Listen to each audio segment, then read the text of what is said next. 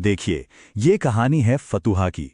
2025 के चुनाव के बाद की वो असली कहानी जो शायद आपको किसी आम चर्चा में सुनने को ना मिले। नमस्कार, और इस विशेष डेटा आधारित विश्लेषण में आपका स्वागत है। आज हम फतुहा विधानसभा क्षेत्र यानी AC 185 के अंदरूनी समीकरणों को डिकोड करने जा रहे हैं। ये कोई सतही राजनीतिक बयानबाजी नहीं है। हम यहाँ किसी व्यक्ति विशेष पर उंगली उठाने नहीं बैठे हैं, बल्कि हम उस पूरी प्रणाली, उस पूरे सिस्टम का एक रूट कॉज एनालिसिस करेंगे जो फतुहा के वर्तमान और भविष्य को तय कर रहा है। तो चलिए, बिना किसी देरी के सीधे जमीनी हकीकत पर आते हैं।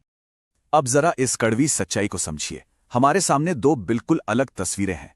एक तरफ 2025 के चुनाव का वो बेहद ही कमजोर महज 4.03% का जीत का मार्जिन है, मतलब सत्ता बचाने की एक बहुत ही पतली रेखा। और दूसरी तरफ 69.4% बच्चों में एनीमिया यानी खून की कमी का एक खौफनाक स्वास्थ्य संकट। आप सोचिए, एक तरफ राजनीतिक अस्तित्व बचाने की जदोजहद चल रही है और दूसरी तरफ एक पूरी पीढ़ी कुपोषण से लड़ रही है।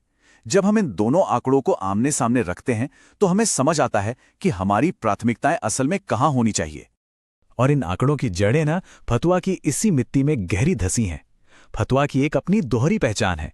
एक तरफ तो ये गंगा के मैदानी इलाकों का वो कृषि प्रधान हिस्सा है जो हर साल बाढ़ के उस चक्रीय दर्द को सहता है, और दूसरी तरफ ये एक औद्योगिक कॉरिडोर बनने का सपना भी देख रहा है। लेकिन ये सपना फिलहाल रुके हुए मल्टी मॉडल लॉजिस्टिक्स पार्क और अधूरे प्रोजेक्ट्स के बोझ तले दबा है। जब तक हम यहाँ की जमीन, यहाँ के किसानों और उन पर निर्भर लोगों की इस दोहरी कश्मकश को नहीं समझेंगे, तब तक फतुहा के वोटर का दर्द समझना नामुमकिन है। आगे बढ़ने से पहले मैं एक बात बहुत स्पष्ट कर देना चाहता हूं। जब भी हम ऐसे कड़े आंकड़ों और सत्ता विरोधी लहरों का विश्लेषण करते हैं तो उसका आधार हमेशा भारत के संवैधानिक मूल्य होने चाहिए। गरिमा और पूरी जिम्मेदारी के साथ किया गया एक ऐसा सार्वजनिक संवाद जो तथ्यों पर आधारित हो। हमारा मकसद केवल एक व्यवस्था को सुधारना और सार्वजनिक हित के लिए काम करना है। यही एक जिम्मेदार लोकतंत्र की पहचान है। तो चलिए, अब इस नंबर को ध्यान से देखिए।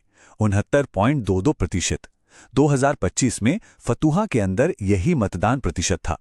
2020 के मुकाबले इसमें सीधे 7.06% का जबरदस्त उछाल आया। अब आप सोचेंगे कि इसमें क्या खास है। देखिए, ये कोई सामान्य वृद्धि नहीं थी। ये एक तरह का साइलेंट अलर्ट था। जब इतने बड़े पैमाने पर नए और खामोश मतदाता अचानक घर से बाहर निकलते हैं तो ये स्थापित राजनीतिक व्यवस्थाओं को पूरी तरह से चौंका देता है। इस हाइपर मोबाइलाइजेशन में पुराने समीकरणों की नींव हिला दी। और इसी का नतीजा हमें इस वोट शेयर में दिखता है। राजद ने 45.69% वोट लेकर सीट तो बचा ली, लेकिन जीत का अंतर कितना था? सिर्फ और सिर्फ 7,992 वोट। मतलब हवा का एक झोंका और बाजी पलट सकती थी। ऐसा क्यों हुआ? क्योंकि दूसरी तरफ एनडीए ने लोजपा रामविलास के जरिए दलित और अन्य वोटों को बहुत ही आक्रामक तरीके से एकजुट किया और 41.66% तक पहुंच गए। और रही सही कसर जनसुराज पार्टी ने पूरी कर दी।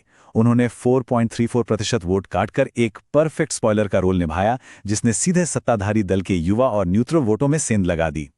लेकिन सच कहूं तो ये जो 4.03% का मार्जिन है, ये कोई रातों रात नहीं हुआ है।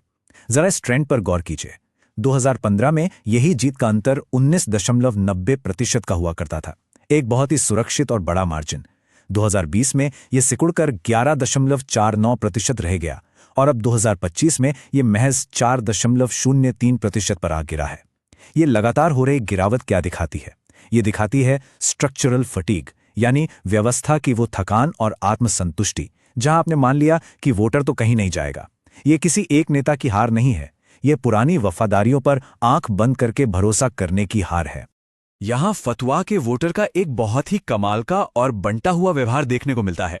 विधानसभा के स्तर पर लोग अपनी पुरानी माइक्रो लॉयल्टी, अपनी जाति और स्थानीय वफादारी के चलते आरजेडी को वोट देते हैं। लेकिन जैसे ही बात राष्ट्रीय स्तर यानी लोकसभा की आती है, वही वोटर पूरी तरह से बदल जाता है और 54.70% के भारी बहुमत के साथ एनडीए को चुनता है। इसका सीधा सा मतलब है कि वोटर बहुत समझदार हैं। वो स्थानीय जुड़ाव को अलग रखता है, लेकिन जब बात बड़े विजन और व्यापक नैरेटिव की होती है तो वो स्पष्ट रूप से दूसरे विकल्प की ओर चला जाता है। जमीन पर जो गुस्सा खदबदा रहा है ना, वो महज राजनीति का नहीं है, वो सीधा लोगों की जेब और सुरक्षा से जुड़ा है। नौकरशाही की सुस्ती देखिए। 105.2 एकड़ का लॉजिस्टिक्स पार्क और 242 एकड़ का फिनटेक सिटी सालों से अटका पड़ा है। किसानों को मुआवजा नहीं मिला और उनका गुस्सा जायज है। और जो औद्योगिक इलाका है वहां क्या हो रहा है? गोदामों में चोरी और 25-25 लाख रुपए के रसायनों की लूट। इस तरह के अपराधों ने व्यापारी समुदाय के अंदर एक खौफ पैदा कर दिया है। ये जो आर्थिक हताशा और डर है, यही वो असली कारण है जो मौजूदा व्यवस्था के खिलाफ आग में घी का काम कर रहा है। तो अब सवाल उठता है कि आगे क्या? सिर्फ कमियां गिनाने से तो कुछ नहीं होगा।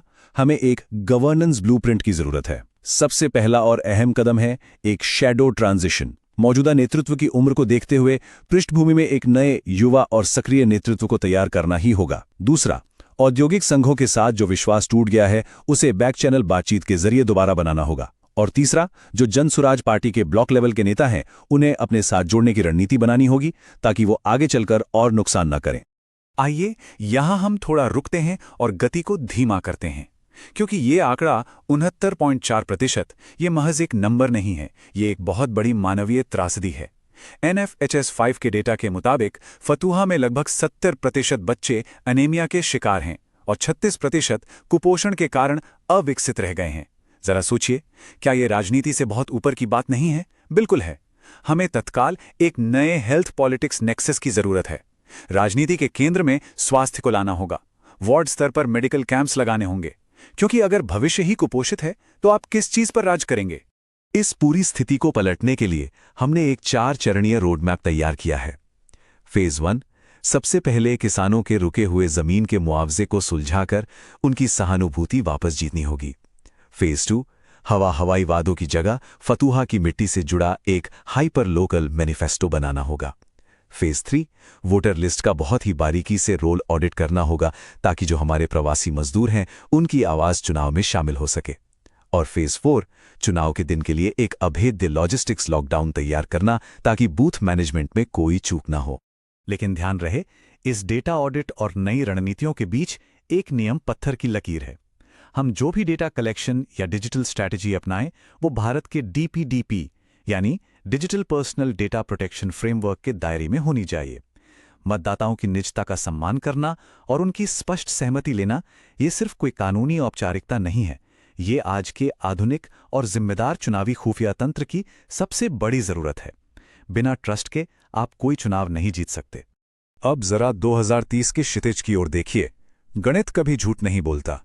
अगर ये 4.03% का मार्जिन इसी तरह गिरता रहा और काम करने के पुराने तरीकों में आमूलचूल बदलाव नहीं किए गए तो अगली बार हार बिल्कुल निश्चित है।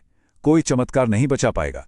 बचने का सिर्फ एक ही रास्ता है और वो है एक सिस्टेमिक रीबर्थ, यानी एक पूरी तरह से नई, डिजिटली सक्षम और जमीन से जुड़ी व्यवस्था का पुनर्जन्म। अंत में ये पूरी चर्चा सिर्फ विश्लेषण के लिए नहीं है, बल्कि एक समाधान पेश करने के लिए है। If you want to become a people-centric leader and uplift your constituency, get in touch with blueprintstrategies.ai at mgr@blueprintstrategies.ai or call 080-422-041602. Purpose Beyond Politics, भविष्य की राजनीति डेटा और विकास की मांग करती है और फैसला अब आपके हाथ में है। इस विश्लेषण से जुड़ने के लिए आपका बहुत बहुत धन्यवाद।